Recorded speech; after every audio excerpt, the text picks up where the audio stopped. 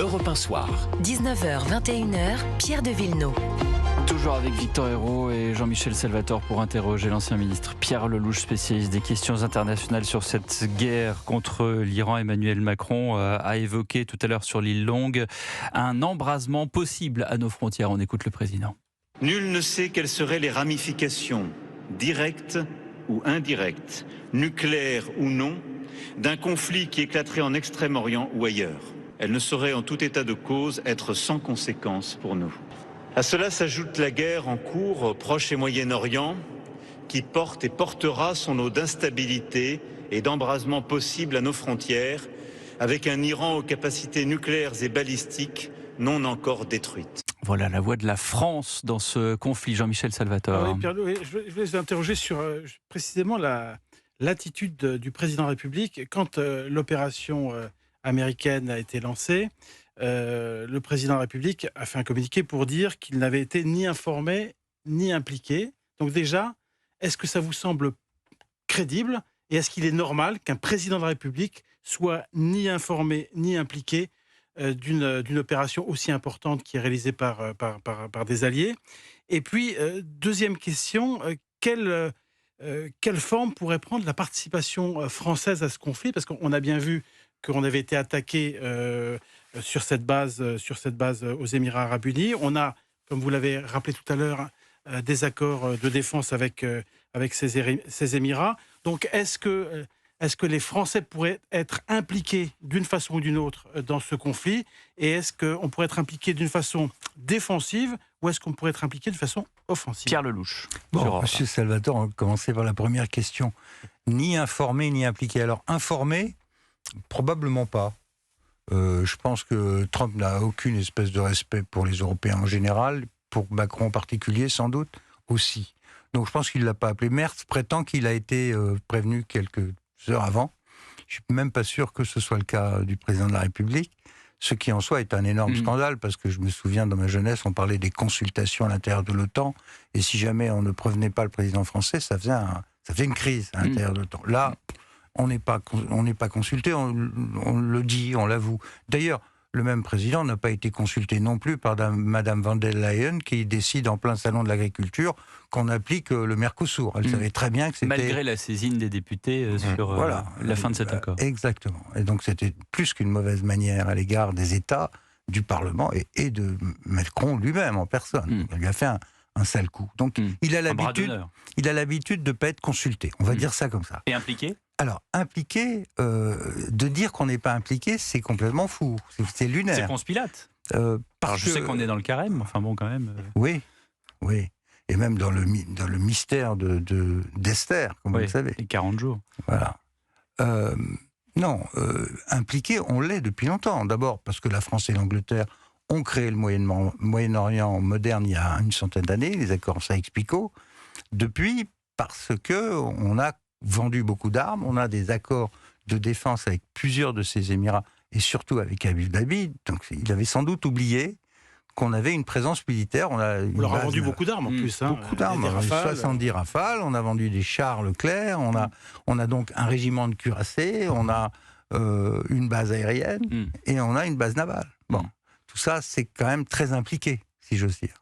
Alors, la question de savoir si on va agir. Ce qui m'a sidéré... Parce qu'on a quand même envoyé 15 militaires au Groenland quand il y a eu une menace. Est-ce qu'on va en envoyer 15 ou 20 ? Ça avait fait reculer Trump, comme on l'a dit, dans les bons ministères. Non, ce qui m'a sidéré, dans la première réaction, c'est quand il dit... Attends, est-ce que c'est ça ? L'escalade en cours est dangereuse pour tous et doit cesser. Ouais. C'était sa première réaction. Ouais. Le pape Léon XIV, dimanche, il a dit quoi aux catholiques ? Il dit il faut mettre fin à la spirale de la violence. Nous avons la responsabilité morale de stopper cette spirale de violence. Laissez le pape en dehors de ça, on vous interroge sur la France. Non, mais ce qui m'a fasciné, c'est un discours incantatoire, en fait. Voilà, c'est qu'on est dans l'incantation quasiment religieuse. Ouais. Alors je me suis demandé si on était devenu une annexe du Vatican ou bien une ONG. On n'a peut-être pas plus de division que le Vatican. Oui. Victor Hérault. Bon, ça, c'était pour sur la participation française. Sur la participation. Bon. Alors, il a changé quand même 2 discours après l'attaque de la base d'Abu Dhabi. Il s'est rendu compte que c'était pas possible de rester sans.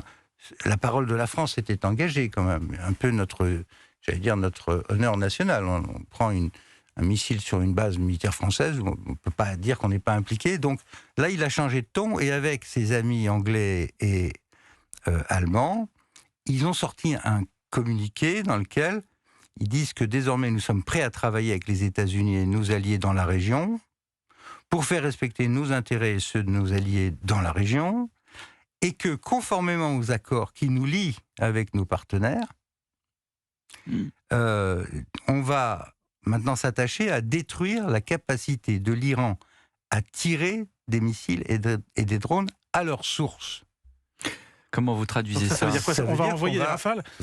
On va envoyer le porte-avions Charles de Gaulle pour épauler le... En langage militaire, ça veut dire qu'on va aller taper les lanceurs. C'est ça. L'origine, à leur source. Leur source, les missiles, ils sont tirés par des lanceurs.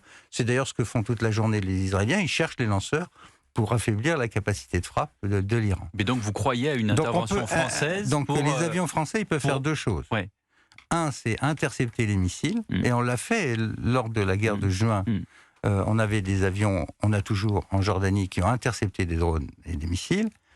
On peut donc intercepter, et puis on peut aussi aller les détruire au moment où ils partent. Donc au départ de la Jordanie, plutôt, de cette base-là, plutôt que du Charles de Gaulle qui pourrait être en mer. Abu Dhabi, vous avez des Rafales à Abu Dhabi. Oui, à Abu Dhabi. Ouais. Victor Hérault. Je reviens, si vous me le permettez, 2 secondes au discours de Donald Trump. Oui. Et à la question de la temporalité que vous évoquiez tout à l'heure, Pierre Lelouch. J'entends Donald Trump et je me souviens avoir entendu ce même Donald Trump dire « Je vais mettre fin à la guerre entre l'Ukraine et la Russie en 2 jours ». Alors, c'est bien de diplomatie de négociation, non pas de frappe militaire. Mais je me souviens aussi de Vladimir Poutine disant en une poignée de semaines, 2 je crois, je marcherai sur Kiev. Alors je me dis, en écoutant Donald Trump qui parle de 4 à 5 semaines, est-ce que c'est de la méthode de Coué? Est-ce que c'est une ambition qui est optimiste? Est-ce que c'est une ambition qui est plausible? Sachant que vous avez dit qu'on n'a pas accès à toutes les informations concernant l'armement iranien. Mais est-ce que les rapports de force sur 4 à 5 semaines vous paraissent favorables à la déclaration de Donald Trump? Peut-être que c'est 4 ou 5 semaines, peut-être que c'est plus possible, longtemps. c'est dans le champ du possible. C'est dans le champ du possible. Après, je vous dis, tout va dépendre de la cohésion du système intérieur en Iran. Alors, il va recevoir des coups, ce système. Tous les jours, il en reçoit. Ils sont en train d'essayer de décapiter, surtout les Israéliens, avec le renseignement, d'essayer de décapiter les patrons du système. Voir si ça se fracture. Si ça se fracture, il y a une chance pour que le peuple iranien puisse se libérer sans se faire massacrer dans la rue. C'est ça l'objectif. Alors, sur le tempo et sur le timing de ce conflit, écoutons le président Trump tout à l'heure. Nous avons l'armée la plus forte au monde et de loin. Nous allons donc avoir la main haute et gagner cette guerre, quel que soit le temps qu'elle prenne. Nous avions projeté déjà 4 à 6 semaines, mais nous pouvons aller bien plus loin si c'est nécessaire. Quelqu'un a dit aujourd'hui « Oh, le président veut le faire très rapidement, sinon il s'ennuie ». Non, je ne m'ennuie pas. Non, le problème, il y a le fond et la forme quand même. Hein. Oui, il est spécial. Il a même parlé des rideaux de futur ça, mais ça, c'était lunaire. Il est tout à fait space, notre Donald. Mais enfin, il n'est pas à sous-estimer parce que, je vais vous dire, survivre à 2 attentats, 2 procédures de destitution, 14 procès. Et on n'a pas encore les Epstein Files. Enfin bref, voilà. Donc il est encore en place. Voilà, c'est quand même quelqu'un d'assez spécial et d'assez costaud. Tout ça à 80 ans. Oui. Avec des midterms qui arrivent. Alors justement, c'est ça le sujet.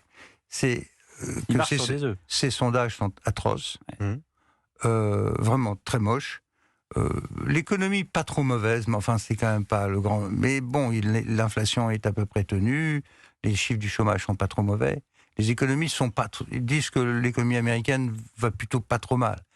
Mais quand même, il a fait campagne sur pas de guerre sans fin, pas de soldats au sol. Pas d'enfants américains tués. Justement, pas de nouvel Afghanistan. Les soldats au sol, là, il a ouvert la porte aujourd'hui. Voilà, il a ouvert la porte. Il a ouvert la porte. Il avait lui-même accusé Barack Obama, pardonnez-moi, mais de prétendre vouloir attaquer l'Iran pour pouvoir être réélu. Donc là... Mais c'est ça en fait, c'est-à-dire que la monnaie d'échange, c'est de sortir par le haut en disant regardez, Obama a annoncé des choses, mais il les a jamais faites, moi je vais pouvoir les faire, et en même temps, il va pas pouvoir tenir sa promesse, comme vous le dites, des casualties, c'est-à-dire des victimes collatérales américaines. On sait déjà qu'il y a 4 soldats américains qui sont morts dans le conflit. On commence par 4 et on finit par beaucoup plus. Ça peut.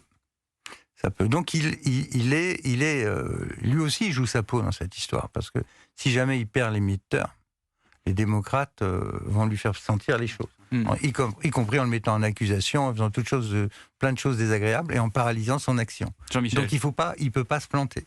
Alors justement, sur les troupes au sol, qu'est-ce qu'on peut imaginer ? Est-ce que vous pensez que son idée, ça pourrait être éventuellement d'envoyer des soldats pour aller vraiment au contact, ou est-ce que ce serait plutôt pour des missions périphériques ? J'entends dire, mais je ne sais pas ce que ça vaut, parce que, encore une fois, c'est plus du renseignement militaire qu'autre chose.